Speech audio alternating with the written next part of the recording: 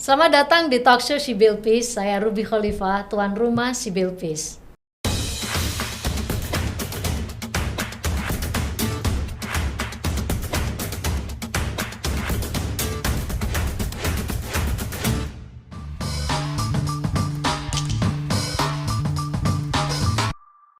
Siapa sangka berawal dari iseng menjelajah dunia media sosial, seorang remaja memiliki ide untuk hijrah ke Syria.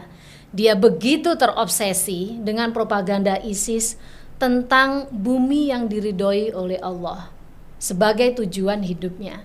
Dengan berbagai macam usaha dan pendekatan, akhirnya si remaja ini berhasil membawa 26 anggota keluarganya ke Syria. Dan ia tidak sendiri. Kepala BNPT Komjen Pol Boy Rafli Amar merilis laporan pada tahun 2022 bahwa ada 2.157 WNI yang diantaranya adalah perempuan sejumlah 333 dan anak-anak ada 315 orang masih berada di luar negeri, tepatnya di daerah perbatasan Syria dan Irak. Mereka bermukim sebagai pengungsi, bahkan sebagian menetap di kawasan-kawasan di mana kelompok teroris dari organisasi global ini berada. Kembali pada cerita si remaja tadi yang berhasil mempengaruhi anggota keluarganya untuk hijrah ke Syria.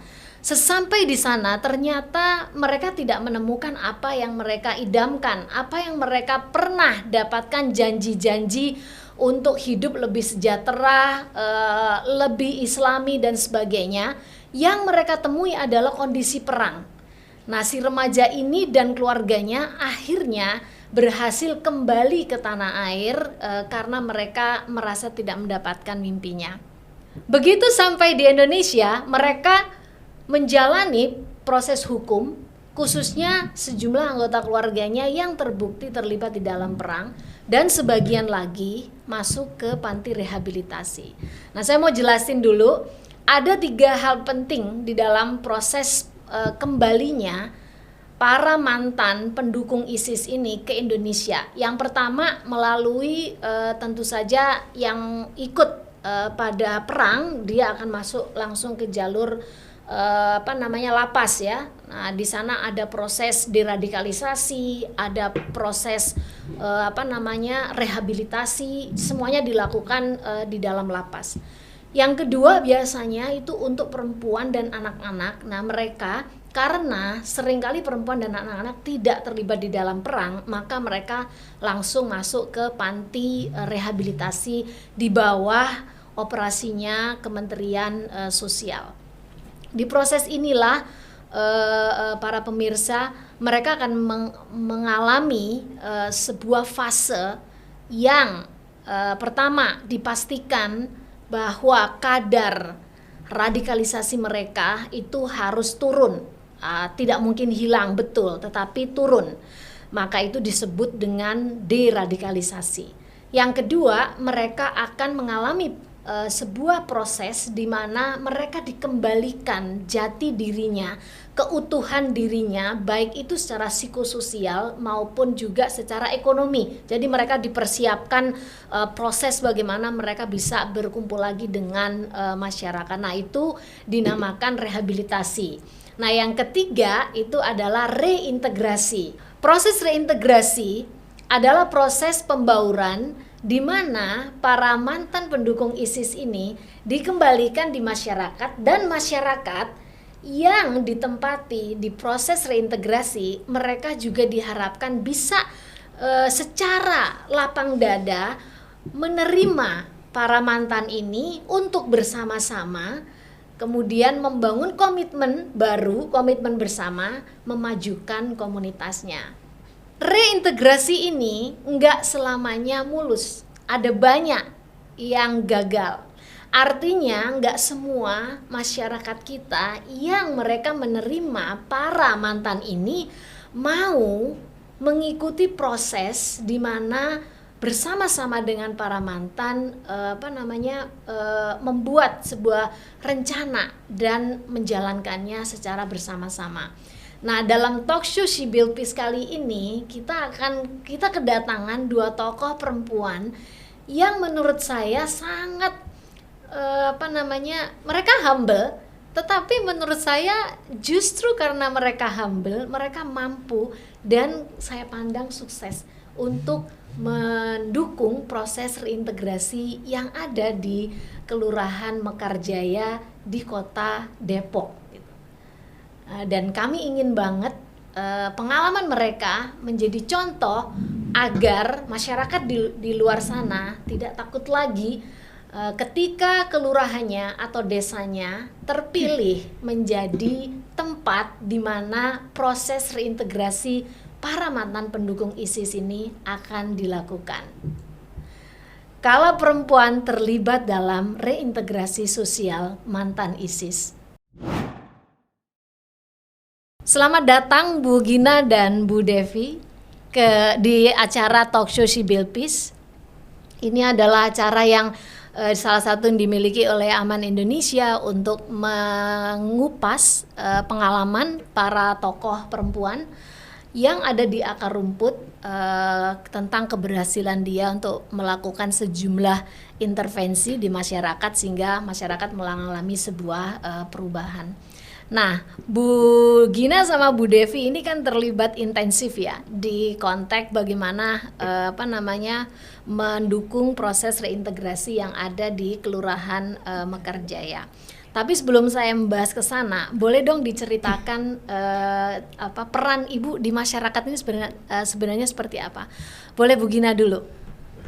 Baiklah, terima kasih Mbak Ruby. Saya ucapkan terima kasih atas undangannya Mbak Ruby. Saya bisa sampai sini ya. Terkait dengan peran saya di masyarakat. Saya berada di Kelurahan Mekarjaya sebagai tim penggerak PKK Kelurahan Mekarjaya dan menjadi ketua Pokja 4. Selain itu, saya juga sebagai ketua RW di lingkungan RW 11 sendiri, wilayah Kelurahan. Ketua RW? Betul. Udah lama itu, Bu? Kalau untuk ketua RW baru masa dari 2021 sampai nanti 2026. Okay. Sebelumnya saya menjabat sebagai ketua RT selama 3 periode. Gila, keren banget. Berarti itu kalau ketua RT, ketua RW kan dipilih oleh publik ya? Betul. Itu gimana tuh bisa dipilih publik gitu, Bu? Dari awal ya, saya memang sempat nggak terpikir untuk menjadi apa ya yang saat ini sekarang saya jalanin. Karena memang saya dulu juga sebagai pekerja ya, baru ya. Saya masih aktif kerja, tapi selama di sela-sela saya libur, saya ikut mencemplung di dalam kegiatan seperti Posyandu. Saya menjadi kader di situ. Ya lama-lama keaktifan saya lah ya. Mungkin dari warga tersebut bisa melihat bagaimana keaktifan saya setiap hari. Di situ mungkin kepercayaan untuk saya sebagai mengemban amanah. Ya. Itu tadi sebagai ketua RT. Ketua RT 3 periode berarti berapa tahun tuh, Bu? 9 tahun. 9 tahun ya, luar biasa. Kalau untuk saya kan ketua RT baru berjalan ya, karena baru pemilihan, karena dari RT masih ada sisa waktu untuk naik lagi menjadi ketua RW. Oke. Mudah-mudahan saya doain Ibu jadi lurah. Amin. Di Mekarjaya. Kalau Bu Devi apa, Bu? Baik, terima kasih nih Mbak. Peran Bu Devi apa? Kalau saya selama 2 periode ini karena saya mendampingi suami sebagai ketua RT, jadi otomatis kalau istri itu sebagai ketua PKK. Berawal dari situ saya ditarik sebagai saya di tim penggerak PKK Kelurahan sebagai sekretaris karena saya aktif di situ. Kemudian ada beberapa prestasi juga ya kita dari PKK. Saya dikasih kepercayaan lagi jadi ketua Pokja Sehat Kelurahan. Kemudian saya sebagai anggota LPM di seksi pemberdayaan keluarga dan kewanitaan. Kemudian saya juga sebagai ketua Bunda Pokja PAUD tingkat kelurahan. Banyak sekali jabatannya Bu Devi nih. Kemudian saya juga kita kerjasama dengan BNN juga. Saya sebagai ketua intervensi berbasis masyarakat ya Mbak. Jadi dalam penanganan kita melakukan pemantauan di masyarakat jika ada warga atau yang keluarganya dia tuh terkena pemakai gitu narkoba. Jadi kami yang melakukan pendekatan agar mereka mau merehab yang terkena itu ke BNN, karena kan mereka kadang suka awam, malu. Nah itu jadi kita nih, tugas saya untuk persuasif ke warga dan memberikan pendekatan ke mereka bahwa nggak apa-apa loh gitu, mari kita rehab, karena mereka kadang suka biaya gitu kan, mereka kadang masyarakat seperti itu. Nah itu yang menjadi tugas saya dan tim untuk memantau di lingkungan, khususnya di Kelurahan Mekarjaya. Memang situasi peredaran narkoba atau anak muda atau warga yang menggunakan narkoba ini memang ada indikasi banyak atau gimana, Bu? Kalau di Kelurahan Mekarjaya lumayan. Garis merah. Oh, itu bagian dari garis merah. Okay, makanya kenapa kantor BNN itu ada di sana gitu. Jadi memang kita lumayan garis merah ya, karena di Kelurahan Mekarjaya ini kan lingkungannya kan penduduknya ini kan variatif, Mbak. Ada perkampungan, ada komplek Perumnas, ada juga komplek Sultan, gitu. Jadi memang kelas jadi semuanya ada di sana. banyak dari komponen-komponen itu. Jadi banyaklah kejadian-kejadian yang ada di masyarakat yang memang perlu kita fokus ya untuk untuk memfollow up dan kita pendekatan ke masyarakat. Udah pasti kita ini kan ibu-ibu yang banyak kegiatan sosial, jadi mau nggak mau dari hati melebihi sih saya ya, Mbak. kayaknya. Itu dari hati juga sih, Mbak.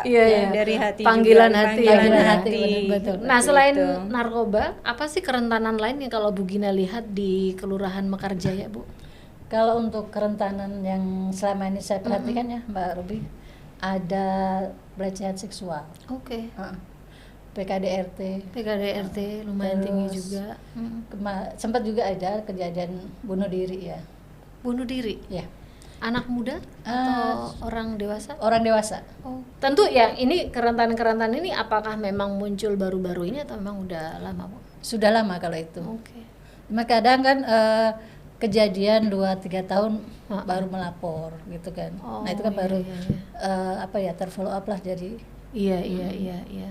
Lumayan ya. Betul. Nah kerentanan ini kan kita kan memang 10 tahun terakhir ini kan kayaknya hampir semua wilayah itu kan kayak khawatir gitu ya, ada gejala-gejala di masyarakat tentang eksklusivisme.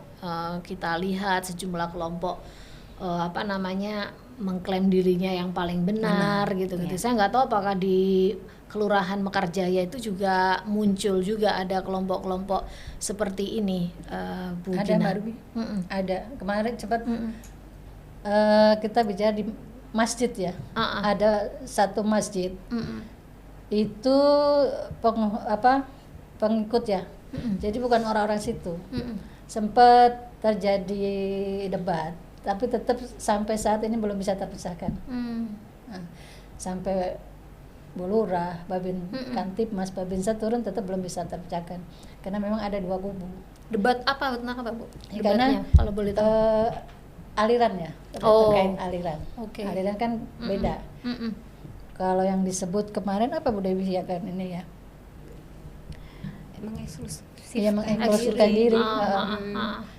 Gitu, jadi gimana mereka pengennya masjid itu mau diapain gitu? Kalau kemauan dari warga dipergunakan sesuai dengan fungsi yang seperti biasa. Jadi tidak ada mengkotak-kotakan lah gitu. Oh, ini ada indikasi masjid itu tidak difungsikan seperti yang umumnya yang terjadi jadi ada ajaran gitu ya, ajaran tertentu yang bukan seperti di warga tersebut seperti biasalah. Jadi ajaran tertentu cuman masuk ke daerah tersebut gitu. Indikasi lain ada nggak, Bu Devi, yang dilihat Ibu? Ada sih.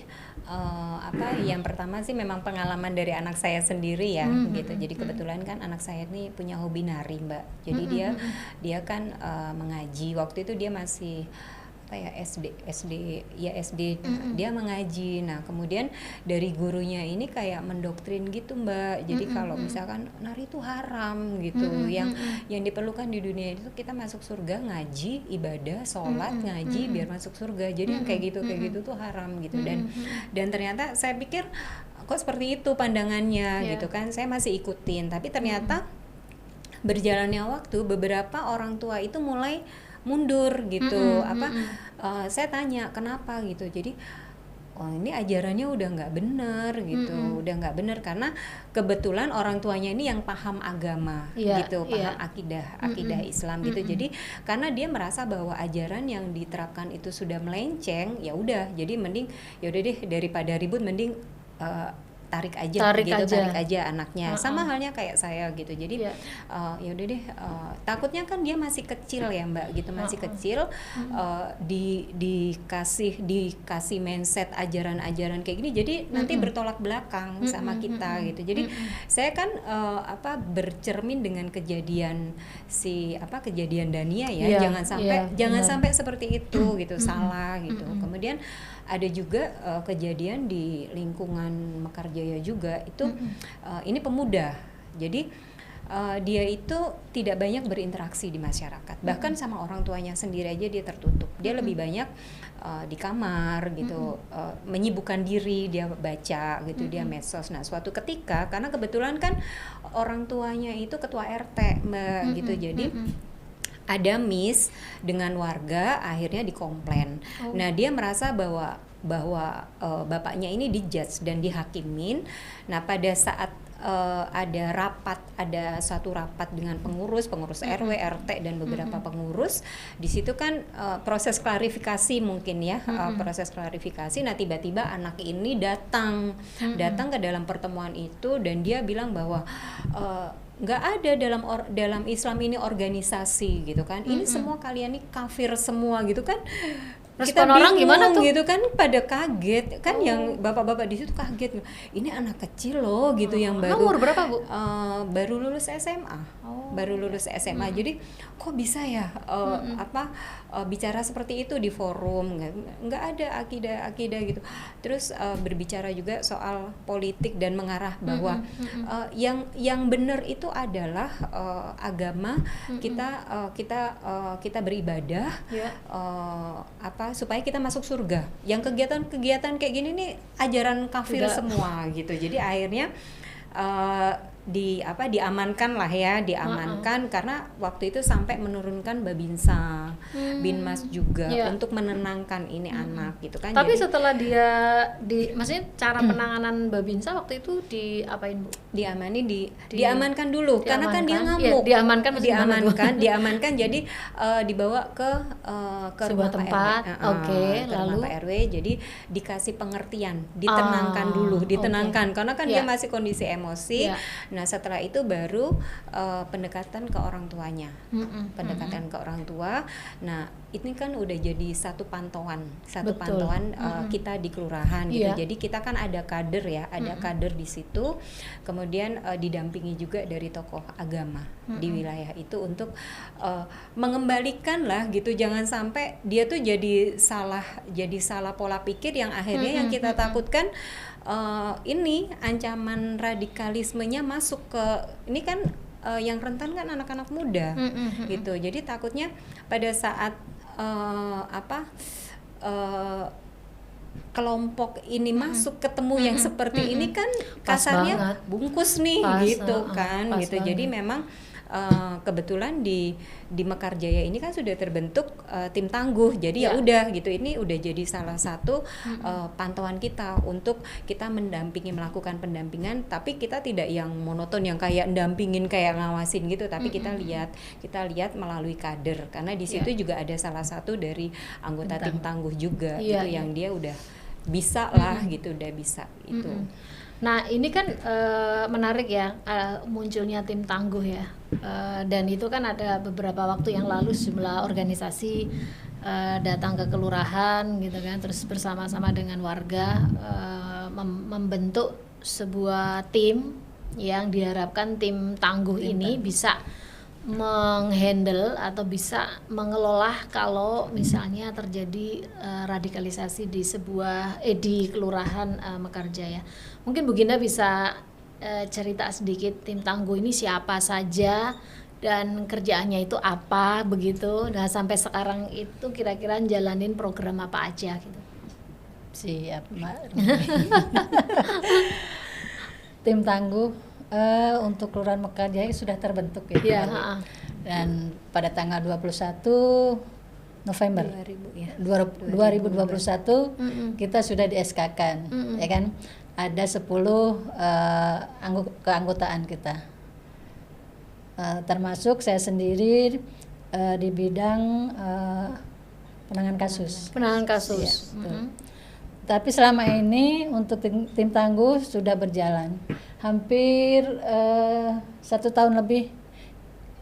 Itulah kita menanganin salah satu kasus yang terjadi di wilayah RW 11, termasuk RW saya sendiri, yang ternyata ada yang namanya returni ya.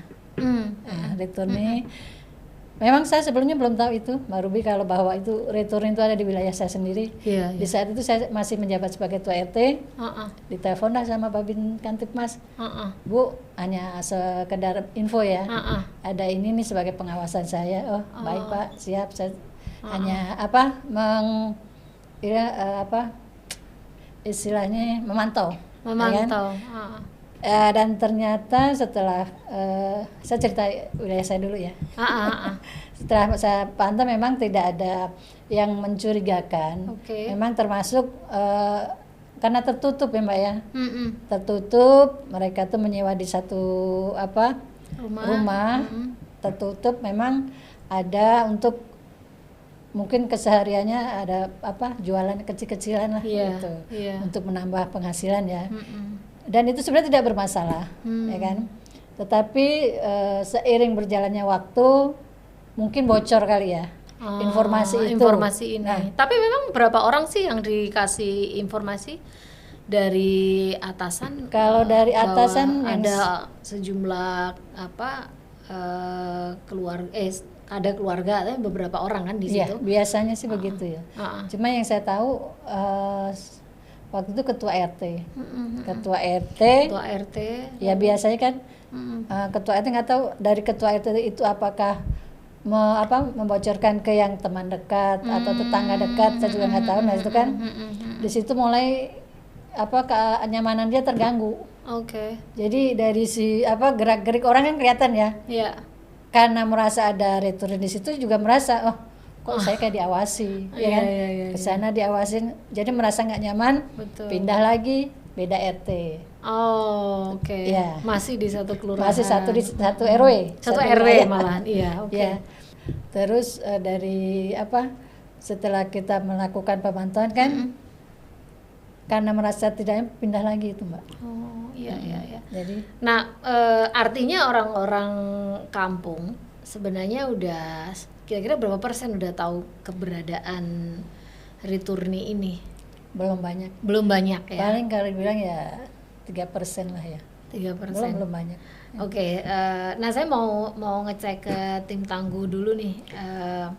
Bu Devi juga masuk tim tangguh kan ya? Di bagian apa Bu Devi? Saya bagian apa sih namanya Bu Gina? Kalau kita bukan penanganan kasus, lebih ke arah deteksi dini, bukan? Satu lagi yang keempat. Apa namanya? Jadi kalau rehab, ada kasus, rehab. Saya di bagian rehabnya gitu. Di situ kalau merangkap juga sebagai sekretaris juga di tim tangguh juga. Itu. Dan berarti ini dari pembentukan tim tangguh ini siapa aja yang masuk di dalam struktur ini, Bu Devi? Kalau di struktur itu sudah pasti untuk pembina kan kita dari lurah langsung ya. Langsung. Kemudian ada juga dari aparat itu kita melibatkan Babinsa dan Babin Kamtibmas. Kemudian dari anggotanya itu kita mengambil dari beberapa unsur, Mbak. Jadi ada tokoh masyarakat, ada tokoh agama, kemudian ada tokoh perempuan juga. Karena kenapa kita harus memasukkan, karena ini tugasnya lumayan berat dan agak-agak nyerempet bahaya. Nyerempet bahaya dalam arti kan karena ngurusinnya teroris nih gitu, ngurusinnya radikalisme nih. Yang pasti yang ada di mindset itu pasti, nah ini harus ada aparat hukum nih gitu, dan udah pasti nih kita harus siasati. Nah, kenapa saya melibatkan tokoh masyarakat itu? Di dalamnya ada beberapa ketua RW. Gitu. Di dalam tim tangguh itu. Di dalam tim tangguh itu ada ketua RW. Khususnya RW yang di mana khususnya RW yang ada keluarga ini tinggal ya. Iya, dan memang RW yang kan tidak semua, kita kan di Mekarjaya itu ada 31 RW dan tidak semuanya yang ketua RW-nya tuh aktif gitu. Jadi kita memang ada beberapa yang ketua RW-nya tuh dia termasuk tokoh agama juga, gitu. Jadi karena ini kita kan dalam mensosialisasi ini kan kita perlu orang-orang yang dilihat gitu. Ntar kalau masyarakat nggak kenal siapa ya gitu, siapa sih lo gitu kan, gitu. Jadi memang waktu masih itu ya Bu ya, di masyarakat masih, mesti begitu ya, masih tetap masih dilihat, mukanya sering dilihat masyarakat mondar-mandir kegiatan yang sosial, itu kemudian yang, ada kegiatan itu ini sama misal kayak Bu Gina saya gitu kan udah hafal ya? asing, udah nggak asing gitu kan. Jadi kan memerlukan seperti itu juga Mbak, kita kalau kita membentuk organisasi yang kita tuh dipandang oleh masyarakat supaya program kita, kegiatan yang kita lakukan tuh iya bener nih kegiatannya gitu. Cuman ini kan nyerempet bahaya tadi ya. Ini kan yang dipertaruhkan kan hidupnya Bu Gina sama Bu Devi nih, mau nanganin kelompok radikal. Tapi apa yang membuat ibu berdua ini tergerak untuk mau secara sukarela masuk ke dalam tim tangguh? Bu Devi dulu deh sekalian. Kalau saya awalnya tuh karena memang saya dari hati ya, memang kita kan memang saya ini senang kegiatan sosial Mbak. Kemudian dan ini adalah satu hal atau bidang baru yang sebelumnya memang saya sempat tanya dulu ke waktu itu Pak Jainal ya, waktu pembentukan tim tangguh itu Pak Jainal waktu jadi lurah, apa sih itu Pak gitu, lingkupnya apa gitu kan.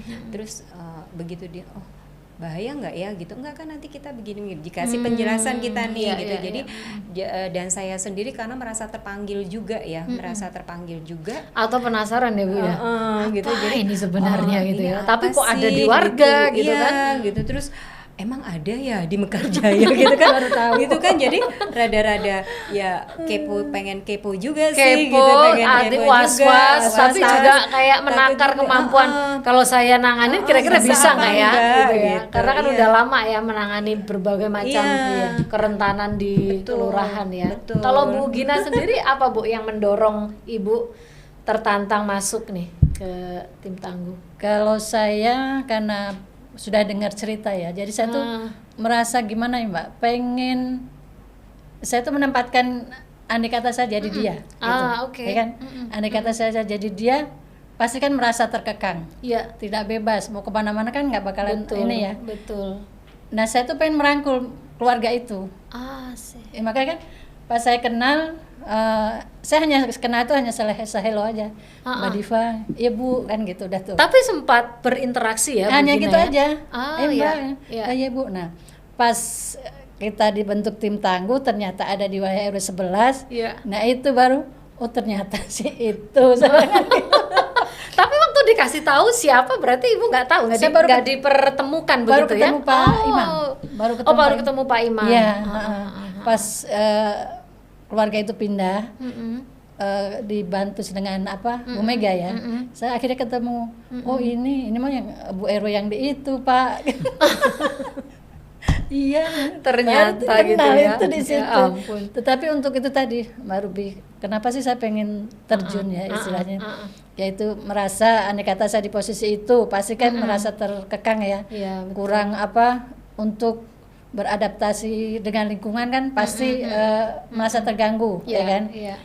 pengen istilahnya merangkul mereka agar mereka bisa bersosialisasi lagi. Nah, itu menjadi tantangan saya, bisa nggak sih saya dengan tim saya, sanggup nggak sih, kan makanya kan begitu.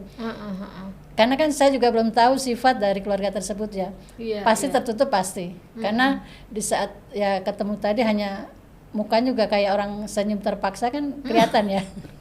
Nggak yang mereka juga mungkin ya. juga antara ragu yakin ya, apa betul. enggak gitu kan, masih belum yakin ya melakukan interaksi. Itu tadi Mbak Ruby. Ya.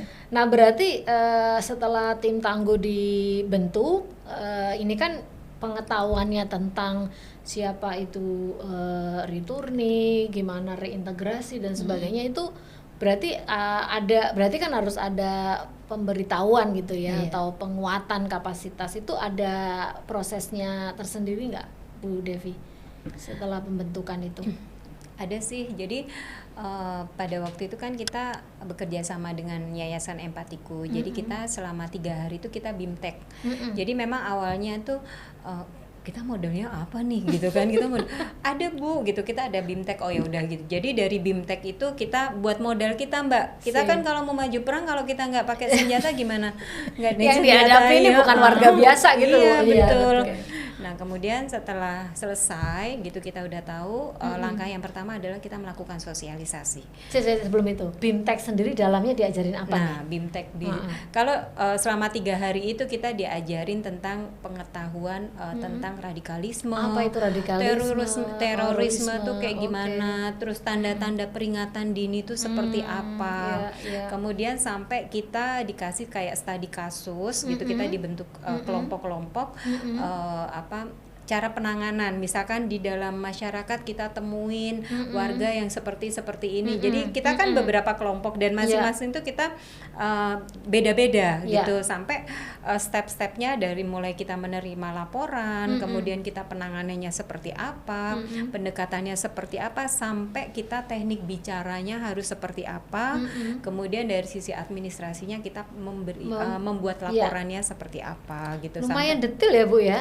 Iya, jadi memang benar-benar karena 3 hari itu full itu ya? Iya, full dari pagi sampai sore gitu. Jadi memang kita benar-benar dibekalin itu segala macam aspek sampai sedetail-detailnya apa yang kita temuin, dan ternyata pada saat kita BIMTEK itu kita keluar semua gitu. Jadi nggak ada tuh acara ngantuk, nggak ada gitu. Malah jadi kita terus nanti gimana kalau begini, terus nanti bagaimana kalau begini terus gitu. Seru banget saya kayaknya membayangkan jadi proses belajarnya. Iya, jadi makanya pas pada saat BIMTEK itu kita benar-benar aktif karena memang dibilang ini adalah satu tanggung jawab dan kepercayaan yang lumayan berat, juga dibilang berat gitu kan. Dan memang kalau dibilang main-main juga kita nggak bisa main-main kalau dalam hal kalau ini ya, kita memang perlu benar-benar perlu skill khusus dan modal. Kita harus nguatin diri kita dulu nih sebelum terjun kan. Kita nanti kalau kita sudah berinteraksi ke masyarakat, kalau misalkan ada pertanyaan kita nggak bisa jawab gimana gitu kan. Nah Bu Gina kan juga ikut BIMTEK kan ya. Nah di proses BIMTEK itu kan pengetahuan Ibu kan lebih banyak nih, karena ada banyak informasi. Misalnya pengetahuan terkait dengan siapa returni itu, deportan atau yang lainnya gitu ya. Nah sementara pada saat BIMTEK itu Ibu sendiri sudah punya informasi sedikit bahwa di kampung Ibu ada keluarga returni, bener nggak sebelum BIMTEK? Belum dengar. Oh belum dengar, justru di saat BIMTEK saya itulah belum tahu. Waktu apa namanya Babin Kamtipmas atau Babinsa waktu nelpon, tapi nggak ngerti sama sekali apa sih yang mau dikerjakan di tim tangguh itu, ya kan? Terus dibilang, Ibu pernah dengar nggak radikalisme? Perasaan yang pertama kalau dengar radikalisme apa? Seram, ya kan? Yang menakutkan. Berarti kan yang radikal gitu kan yang kasar-kasar ya, perbuatan yang kasar. Intinya begitu. Saya belum tahu kalau di situ termasuk itu tadi warga saya. Termasuk ada warga Ibu ternyata terlibat di dalam kelompok ini. Nah, saya penasaran nih, ini kan karena pengetahuannya udah lumayan lebih banyak ya. Terus kemudian ada informasi pada saat BIMTEK itu kan bahwa ada keluarga ini di Kelurahan Mekarjaya di RW sekian gitu ya. Nah, dan itu butuh untuk bagaimana kita semuanya terlibat untuk membangun reintegrasi yang smooth gitu ya, yang mulus. Nah, Ibu Gina sendiri saat itu meresponnya gimana? Ketika udah tahu bahwa ada jumlahnya sekian, begini dan sebagainya. Kalau untuk merespon tetap saya respon tetapi yang saya tahu kan di situ ada 2 keluarga baru. Iya. 2 keluarga itu sekitar 8 ya. 8 orang. Jiwa. 8 jiwa. Oke. Tapi itu kan sudah menjadi satu keluarga yang tadi ya. Dia tinggal satu rumah atau pisah? Pisah. Ya? Okay. Dari pas BIMTEK tadi kan kita bicara untuk bagaimana sih caranya untuk mendekati ya. Yeah. Caranya untuk mendekati ke keluarga yang namanya tadi returni. Tapi sebenarnya saya juga belum tahu tadi apa returni, apa deportan, saya nggak ngerti itu Mbak Ruby. Makanya yang tahu return itu di return kan dikembalikan. Di return dikembalikan. Iya. Dideportasi kan begitu. Okay. Makanya kalau bahasa yang kayak deportan, return itu bahasa-bahasa sulit ya. Tapi mudah-mudahan bisa ditangkap ya. Maksudnya adalah orang-orang yang kalau returni orang yang sudah berhasil dan sampai di Syria, tapi kemudian dia dikembalikan atau dengan sukarela memutuskan untuk kembali gitu ya. Nah, yang deportan itu belum sampai tapi sudah dideportase gitu ya, atau dikembalikan ke tanah air. Nah, di konteks ini salah satu pekerjaannya tim Tangguh itu kan memang yang paling berat itu kan di proses reintegrasi ya. Karena memang membutuhkan pendekatan yang berbeda gitu ya. Nggak seperti mungkin pekerjaan Bu Devi sama Bu Gina yang selama ini melakukan sosialisasi, ketemu dengan orang, ternyata tidak cukup itu gitu ya.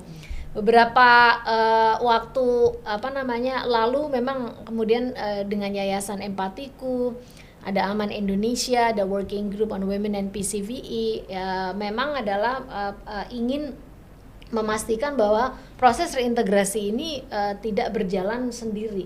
Nah, karena memang kayaknya sih cerita suksesnya kecil. Maka dari itu kami hadir untuk memperkenalkan pendekatan sebenarnya masuk dalam pendekatan peace building gitu ya, dengan dialog gitu ya. Ada reflective structure dialogue atau RSD yang kami rasa bisa membantu menjembatani komunikasi dengan keluarga mantan returni ini dengan masyarakat sekitar gitu. Nah, ini kan kalau di dalam organisasi kami memang pendekatan ini baru pertama kali Bu diterapkan di konteks reintegrasi gitu ya. Nah, cuman kita pengen tahu aja sih dari Bu Gina dan Bu Devi, gimana dengan pendekatan ini? Apakah menurut Bu Gina cukup menolong Ibu dalam membangun komunikasi dan itu juga akhirnya bisa menyebar ke warga yang lainnya? Memang membutuhkan waktu yang tidak sedikit atau sebentar Mbak Ruby. Perlu butuh waktu yang benar-benar itu kan menyatukan ini ya, istilahnya orang yang sudah nggak percaya kita satukan kembali, ya kan, agar merasa itu tadi dilindungi, dihargai di masyarakat tersebut kan. Kita sebagai tim Tangguh berusaha bagaimana sih caranya untuk mendekati. Dari awal kita deg-degan juga sih. Karena kita kan belum pernah padahal udah sering ngobrol sama orang ya. Deg-degannya kenapa tuh Bu? Itu tadi yang mukanya yang nggak senyum, istilahnya gimana sih, baru kaku gitu ya. Terus kalau ketemu kan jarang senyum ya. Ya itu tadi mungkin merasa terasingkan, takut nggak diterima di masyarakat ya kan. Mungkin juga masih jaga jarak kan. Nah, bagaimana kita caranya untuk mendekati keluarga tersebut? Memang kita dibantu dari Yayasan Empati ya, untuk pendekatan. Di saat kita melakukan pendekatan, kita juga serius, nggak ada senyum, nggak ada yang kayak istilahnya santai gitu. Tegang itu Mbak Ruby. Tegang. tegangnya pas mana nih? Kan Ya. ada beberapa fase nih Tegangnya di saat obrol yang serius ya. Memang di kita sudah di circle-nya. pas ya? mau melakukan circle ya. Oke, pas mau melakukan pas kunjungan ya. Nah, pas Karena kunjungan. jadi apa namanya pemirsa RSD ini memang unik sekali. Dia ini sebuah pendekatan yang membutuhkan sejumlah langkah-langkah sebelum masuk ke dalam circle dialognya. Jadi dipastikan betul orang yang akan hadir di dialog itu, lalu dipastikan mereka-mereka ini memahami apa yang mau didialogkan, dan mereka juga dipastikan memahami aturan mainnya. Mereka juga perlu tahu siapa yang akan datang. Nah, itu betul-betul sebuah proses yang tidak sebentar, karena memang mensituasikan semua orang yang akan terlibat di dalam dialog paham mereka bahwa mereka datang dengan sukarela mengikuti dialog, dan mereka ingin di dalam dialog itu ada sebuah komitmen bersama untuk bisa penyelesaian persoalan. Tapi dalam konteks ini yang paling awal adalah pemahaman mesti sama nih. Pemahaman di antara orang-orang yang hadir itu mesti sama. Nah, di konteks reintegrasi ini memang prosesnya agak lama. Boleh nggak Bu ceritain dulu waktu yang kunjungan nih ngajak warga untuk urusan yang sangat mengkhawatirkan ini.